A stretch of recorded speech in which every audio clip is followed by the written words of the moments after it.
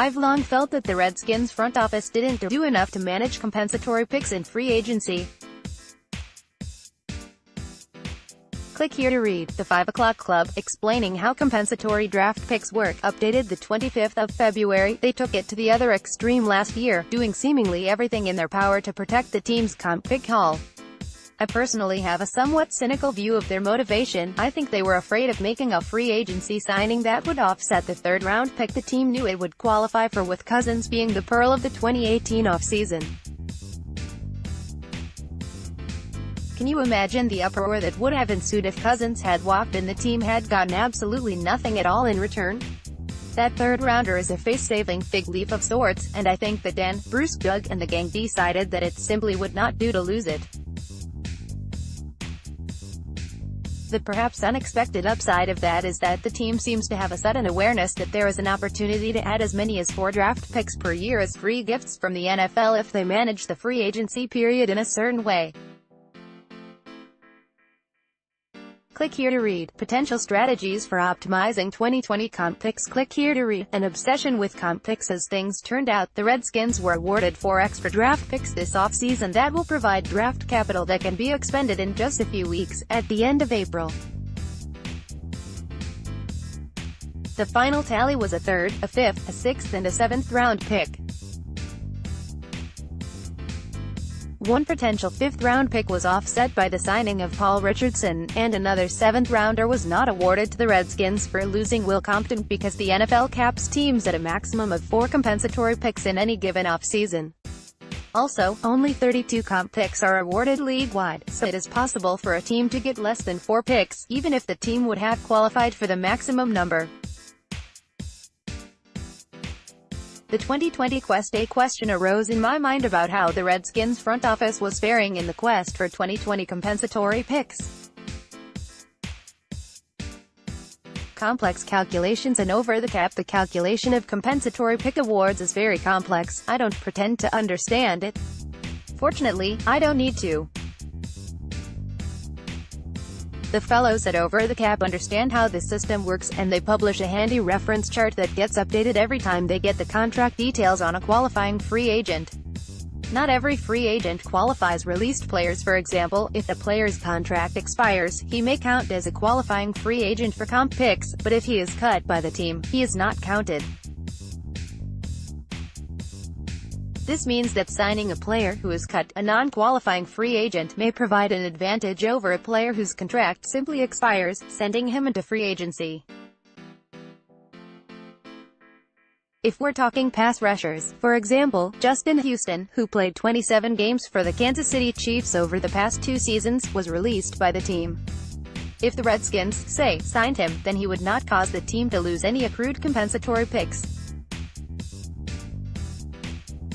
By contrast, signing, say, Shane Ray, who just completed his rookie contract with the Denver Broncos, the team that drafted him in 2015 and declined his 5th-year option, would likely offset a compensatory pick that the Redskins would otherwise have gained. When weighing up factors like performance, age, salary, etc., one advantage to put on Justin Houston's side of the ledger would be that he wouldn't jeopardize any potential comp picks.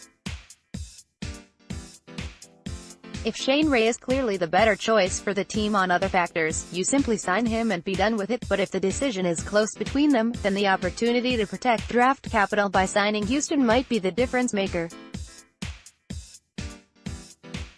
Signing late in the offseason. Beyond a certain date, late in the offseason, free agents who sign with teams don't count against the compensatory picks.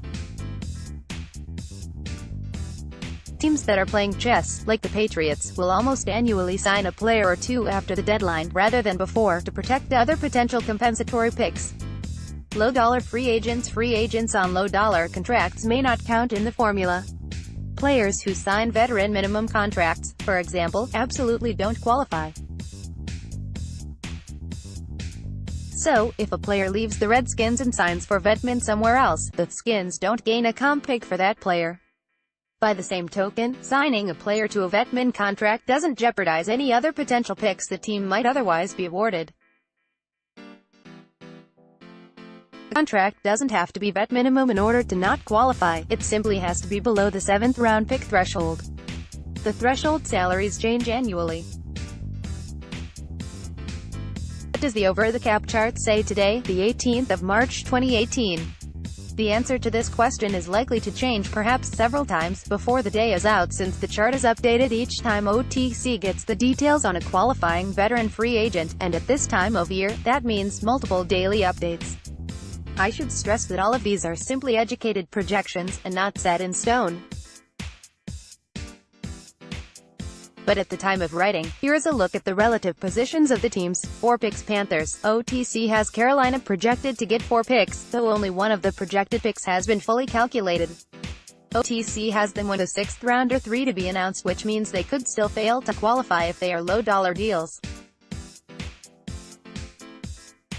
Seahawks. OTC projects Seattle with 3rd, 4th, 7th, and 1 TBA 3 picks 2 picks Dolphins, Broncos, Cowboys, Vikings, Rams 1 pick Jets, Ravens, Steelers, Chiefs, Bears no picks. It appears that the Redskins would currently rank about 5th in overall value of compensatory picks likely to be awarded for the 2020 draft if the situation were frozen at this moment in time.